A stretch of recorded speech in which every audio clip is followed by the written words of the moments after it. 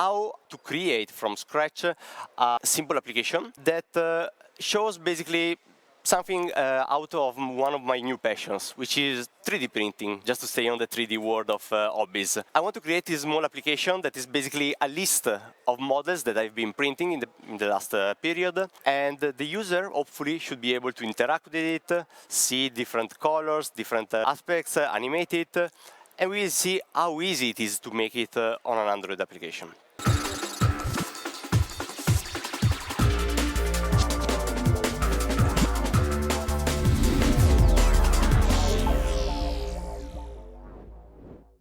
Today, I'm going to talk to you about some 3D stuff. I'm an Android developer. I've been an Android developer for more than 10 years, and I recently worked on different kinds of form factors and environments, from tablets to foldables to wearables, large screens, and more recently, cars. While working on cars, I noticed that there is a lot of interest about 3D rendering.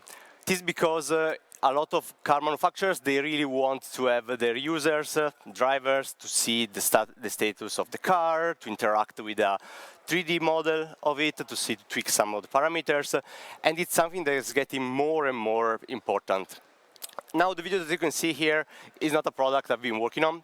It's something that was launched this summer by Porsche, and honestly, I worked on something similar, but before starting, I was a bit intimidated because I had zero experience about 3D, apart from something from the university, and I was like, okay, how could I do something similar to this? Turns out that there are several options that are way user-friendly for us Android developers, and today I'm going to show you one. Filament is the library I'm going to talk to you about today, and it's an open source library made by Google that makes it simpler to integrate 3D models into an Android application. Actually, not only Android application, because Filament is multi-platform, works on macOS, Linux, Windows, even web, experimental, but kind of works. But the focus of today is going to be Android, of course. Filament is, as per definition, a physically based rendering engine. What does that mean? It means that it's an engine that is capable enough to create physically based accurate images. Like the one you can see here. It looks like a very nice picture, but it's actually a 3D rendering made with Filament. You can calculate, well, no, you're not, but Filament can calculate all the mass needed to display this image, from reflections to transparencies to lights, and it's all done thanks to those simple equations, which luckily you don't need to know, but Filament does under the hood, and so it makes it way easier. Just a bit of disambiguation, Filament is not a game engine, it's a rendering engine. The difference is that a game engine, it does more things under the hood. It does character animation, collisions, game stats, all these kind of things. And it also contains a rendering engine, if you want to do a 3D game. Filament is just the rendering part of it. Well, it's a lot of things already, but you will see. Something that is impressive is the official documentation. If you scroll to the website of Filament, it's all in GitHub, you will see that the documentation is at a research level quality. The complexity is amazing. It does all the calculations, it shows all the logic that is behind to calculate how light rays refract, bounce, and interact with different kinds of materials to create a realistic, as you can see, you could see before in the picture, a realistic final rendering. Speaking about the materials, one section of the documentation is dedicated to all the different aspects and different effects that Filament supports regarding materials. You can see that, for example, it's able to reproduce in a very realistic way reflectiveness, roughness, metallicness, I don't know if it's a word, but anyway, Filament is able to simulate and replicate how light rays bounce off different kinds of materials. And in the documentation, and also later in the demo, we will see that a plastic material compared to a metallic and polished material, they have very different aspect. And Filament is easy and able to do it in a very simple way, even for us Android developers that we are used to just display regular 2D interfaces. When talking about 3D, we need, of course, to talk about which models we are loading and to show into our application. And two are the main model files that we are gonna consider: GLTF and GLB. The first one is a JSON-based text file, basically, that defines the geometry of the 3D models that we are gonna load. It's, again, it's JSON-based, so it can be kinda human-readable, and it supports linking between different files. So you can have one file for textures, one for lighting, one for the actual geometry, one for animations, for example, and it's very good to use while in development in case you need to debug something. And of course, you have the 3D knowledge to do so, which is not trivial. But for production applications, GLB is a bit better because the B stands for binary, is more compressed, it's more lightweight, it's faster to parse for software, and so in general is more suited for mobile applications like the one we are doing in Android. They are both supported by Filament, but in our case today we are going to focus more on the GLB ones.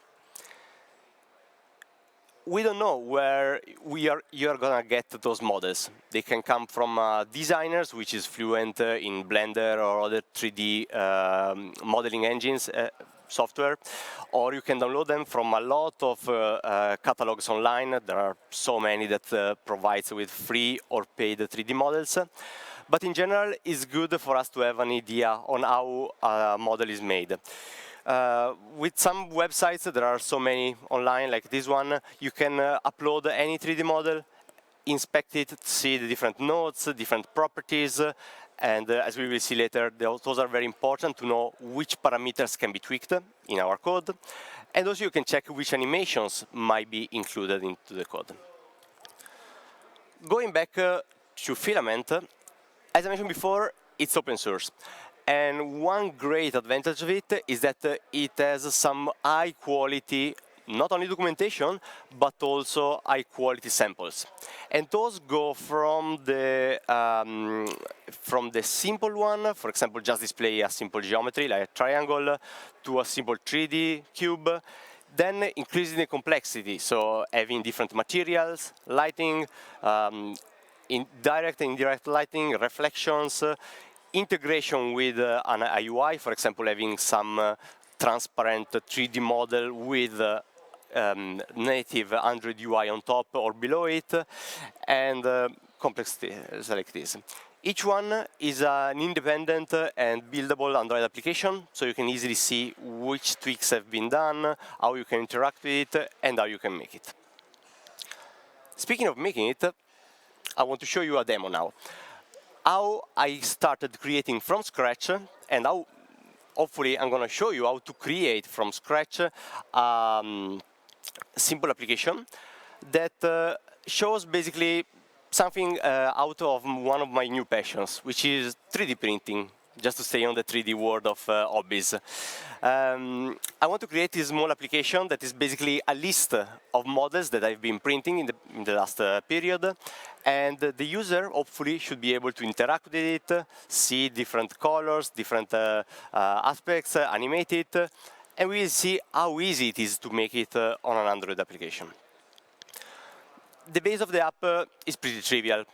It's modern, so it's going to be made in Compose using architectural components from Google. So we are going to just use a component activity, scaffolding, and most of the logic is going to be in the view model.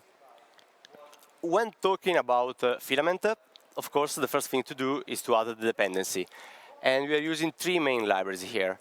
The main one, which is the Android, Filament Android, is the one that contains the core, the engine of it. Then there are some utils that are utility classes to make our life easier as developers so that we don't have to calculate all the maths, for example, for animations, rototranslations, and these kind of things. That library contains some utility method that makes it way easier to manipulate and also do some of these calculations without knowing some of the complex formulas that I showed you before. And finally, the last one is mostly just for I/O. So how to easily load files and convert them into 3D assets that you can display into a file. As I mentioned before, we are going to use view models to contain the logic so that our UI layer is as simple as possible. So in the view model, we just call utils.init at the beginning so that the whole engine starts. And we start creating some of the utility classes that are coming from the Filament library. The engine, as the name suggests, is the core that we are going to use to actually do the rendering. Asset loader and resource loaders are basically utility classes to load from file resources like textures, models, and all these kind of things. And once we have them created, we can actually create the scene. The scene is created starting adding different elements to it. By default, the scene is just empty. We start creating the first asset and the first entity for our model. So using some utility methods like read compressed asset, load model GLB, and transform to Unicube, we can easily load these files and convert them to models, to assets that we can be displayed. Those are some utility methods from Filament, and the name are pretty explanatory, apart from maybe the transform to Unicube, which basically resizes the model so that it's like it was fitting a cube of 1 meter by 1 meter. This is helpful because then you have a scale of how big everything else is going to be. Like if you are loading the model of a car, using that method, the car is going to be 1 meter long, then everything else can be multiplied by that. Multiplied to increase it or reduce it. And that's it. If we add a bit of model plate, we can have our application looking basically like this. Not exciting, not very exciting, isn't it? That's because we still have to add something, like some lights maybe. First thing that we need to add is a light that simulates the sun, for example. Otherwise, the picture is going to be pitch black forever. Using the light manager, we can then programmatically add the light. That is basically, in this case, a type of sun. You can set the color, intensity, the direction, and you add it to the scene. Filament supports three main types of lights. The directional, which is similar to the sun, point, and spot. Directional basically means that all the light rays, they come from infinite away. They don't have a source, but they are all parallel. So they are parallel and they are hitting the scene all at the same angle forever. Point lights, they are instead basically, as the name suggests, you can define a point where is the source of the light, and light rays are emitted in all directions, 360 degrees, and you can specify the intensity in the colors. Spot lights, instead, they are similar to point lights, but the difference is that you still have a source, but then you define an angle. And the lights are emitted only in that angle, while the rest is basically remains dark. The only limitation here is that Filament at the moment supports only one directional light, because the idea is that it should simulate the sun, or at least a very bright light that is filling the whole scene uniformly. Then there are another type of lights. And these ones are more related to the environment where the model is going to be placed. We will see later with some example, some actual video. But you have to imagine that, for example, if I'm standing here with these lights and this reflective, well, not because it's black, but anyways, if there was another color here, light would bounce on me, and I would appear to you different compared to having this black panel. Filament is able to replicate that, and it does it in two ways. First, you need to specify a skybox, which is basically, let's call it a 3D texture that enwraps the whole scene. And it simulates basically the sky, the ground, and everything that is around the model that you want to show. And then, based on that one, you can have some indirect light. Again, we will see later some practical examples, but these are needed to have a more realistic representation of your model. Speaking about model, now that we have our scene, it's time to actually show it in something on Android. I said before that we are going to use Compose so that we are exposing some model through a UI state. And this UI state is going to include the engine, the scene, the asset, and some other information that are just needed for our use case. So, for example, the name, the print time of the object, and these kind of things. Then it's finally time to create our composable. And the structure is going to be basically an Android view, which is going to wrap a surface view. Surface view is the ancient, basically, traditional Android view that is basically used as a canvas where our engine is going to draw every frame of our 3D model animation. Then what we're going to use are a couple of compose effects to basically keep refreshing the rendering, because we need to do it in case of animation. We need to keep refreshing at any frame the current state, and also to set the scene every time that is changed from the view model. At this point, we can actually set some parameters for the scene. And here we can set, for example, the quality, the anti-aliasing, some blooming options, and other kind of things. You will see here that we are setting them in the ModelViewer. And what is that?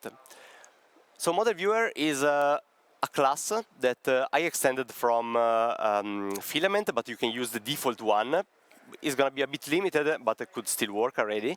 But the idea in both cases is that it acts as a glue between user interactions, our UI, and the 3D engine. So one of the aspects is that it basically contains, it exposes the view that is going to be displayed. It receives a callback from the UI every time that it's time to do a new rendering for a frame. But also, more importantly, it controls the camera. Camera is, well, if you are passionate about photography, you will see a lot of similarities here, because actually Filament is able to allow you to control the same parameters that you have in a real physical camera. So, for example, exposure, ISO settings, aperture, lens length. You can tweak all these things, and they will have an actual result. So, if you have a very open aperture, yeah, you will see the blurred background is going to be bigger, while in the opposite, it's going to be, yeah, it's going to be realistic, let's say. Okay, finally, we are able to see something. We have our first model with a pretty neutral background that I just took from the Filament repository, and you can see that here is it's already showing. It's not very exciting, but at least we can show something on a 3D, something 3D in an Android application. To make it just a bit more exciting, we could, for example, animate it a bit. And we can do it easily, just using a value animator from Android, which basically keeps emitting indefinitely values for all the 360 degrees. And here you can see how we can change our camera. In the previous step, we set the camera properties, like the ISO, the exposure, the focal length, while here we set the actual position. So here, basically, in the animator, we are going to move our camera around the model. And by calling the camera.lookAt position, we are going to actually say, OK, this is the new location of the camera, redo the rendering. Camera.lookAt basically accepts 3 sets of coordinates. The first one is the actual camera location in the 3D world. The second one is the position of the object, which in our case is not going to change. You know, it's always going to stay at the center of our screen, but we are going to look around it. And the final one is just the set of coordinates to see how the 3 axes are located. This is important because for some applications you might want to tilt them or to have a different point of view, but for our case it's going to be pretty standard. Camera rotation is good for a simple showcase, but we want to do a bit more. We can give the user the power to freely rotate and inspect the 3D model. To do so, we can simply start, first of all, capturing the user touches on our 3D model. And to do so, we use just a plain old on-touch listener from Android, and we send all the touch events to our ModelViewer. That one is going to use two utility methods utility classes from Filament, which are the camera manipulator and the gesture detector. Gesture detector basically takes in every user gesture, every user input, and basically detects if it's a swipe, if it's a zoom, if it's a pan, which kind of gesture it is. Then gesture detector communicates with the camera manipulator, and camera manipulator is the one that actually calculates all the difficult angles to know, okay, if the user is dragging, then it means that I need to rotate around a subject, or I need to move in a different location. Having those two together and passing them the actual touch event means that we can get in our render basically a callback and to read from the camera manipulator the new coordinates for the camera. Here you can see we are still using the same look at method, but then at this time we are not getting the static values from before, but we are getting the values that are continuously generated by the camera manipulator. So here Filament is doing all the hard work. We are simply just calling, okay, we are getting this input from the user, you do your math and then give us back some coordinates. And as you can see, here the user can already interact with the model. This actually allows me to show you, at this point, some differences regarding environmental lights. As you can see here, here the model is the same. The lights that I created are the same. The only different things between these two scenes are the background. And here you can see, I'm going to show you it again. Here basically you can see that the lights, the color of the object, and some reflections, they are completely different just because Filament is able to detect, depending on the color of the environment, that there are different extra lights, different extra colors, and it's able to realistically represent them. This is one of the powerful aspects of Filament, which are basically given us for free. Sometimes, though, we don't want to display any background, because maybe we want the model to fit inside an Android application without any background, to be just part of the UI. To do so, it's pretty simple. We can simply do not set any skybox when we load the model. And in the model view, we set the texture view where we are doing the rendering to not opaque. Please notice here that I switched between surface view and now texture view. Filament works with both, and this gives us flexibility because with the texture view, we can also overlay traditional native UI elements on top of the 3D model, while with surface view is basically a cut that goes through the whole UI, and it's always on top, in case you want to do this kind of transparent backgrounds. But anyway, Filament works with both, so we are safe for that. We can make it a bit more interesting now. So, for example, to simulate some of the aspects of 3D printing, I could decide to print some of the objects with a different color. And this is something that I can do also in Filament, of course. Remember when I mentioned before the documentation about materials and properties? Well, one of the properties is simply the change of the color. And getting the instance that I want to modify and adding a bit of UI, so for example, a color selector that the user can tap, I can easily get an instance of the material and set a parameter, in this case, a base color factor, to an RGB value that basically automatically changes the color of the 3D model. It's super simple. There is a bit of boilerplate, but once you have the right parameter, you can easily tweak it, and it's going to be real time. Speaking of parameters, the color one is just one of the many that Filament supports. And it also depends not only from Filament, but also the model that you are using. So for example, by querying all the available parameters, you can check that there are so many material parameters that are relevant, for example, to the ones that I defined before in the documentation. And we have so many.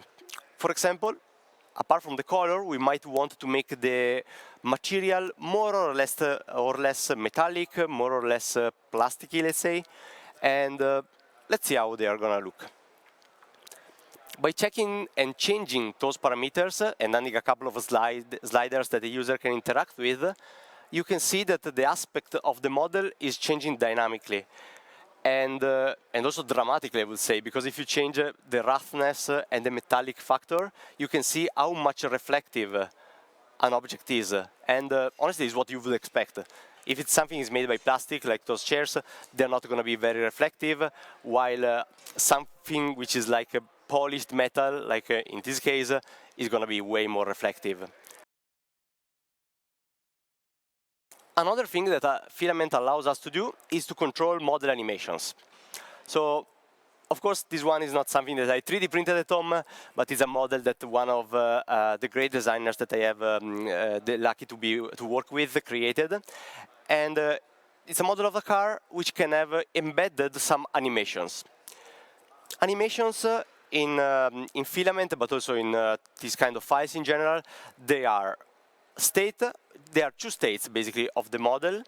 And in each state defines how some parts of the 3D model are made. So in this case, you have the door, which is closed or open. And then there are all the way behind that the 3D engine can iterate with.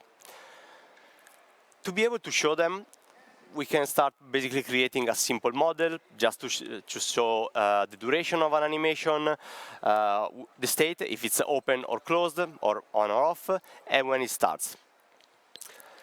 Then, when we load the model, we can actually query for all the available animations. And here, Filament is going to tell us, OK, how many animations we have with the animation count, the duration, and the name, which can be useful, we will see later, just to display it in the UI. Then, what we can do in the ModelViewer, we can use a frame callback to get notified every time that there is the need to display a new frame. And then we can check, depending on if we need to trigger on or off one of the animations, I can let the user, OK, tap on a button with the name of the animation, and depending on how much the animation is shown, you call, OK, apply animation with a given percentage of its duration. There is a bit of math here to be done, but basically the idea is that, OK, if we are at the time where the animation should be 1/3 of the start, then the door should be 1/3 open.